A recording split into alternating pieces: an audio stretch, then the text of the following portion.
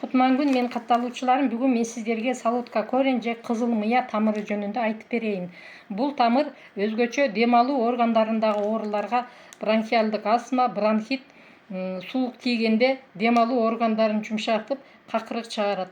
Жүрөк кан тамыр ооруларында жүрөктүн иштешин, кан басымды нормалдаштырат.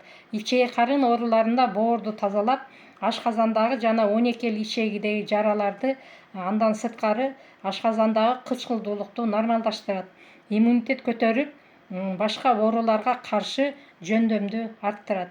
Урматтуу менин катталуучуларым, жаратылыш менен айкалышып жашасаңыз бактылуу жашайсыз. Дары чөп ичсең ден соолукта болосуз, тамыр ичсеңиз узак жашайсыз. Эгер сизге дагы кандай тамыр, кандай чөптөр кайсы ооруга кызыктырган болсо, мага жазыңыз. Мен сиз үчүн жооп берүүгө даярмын.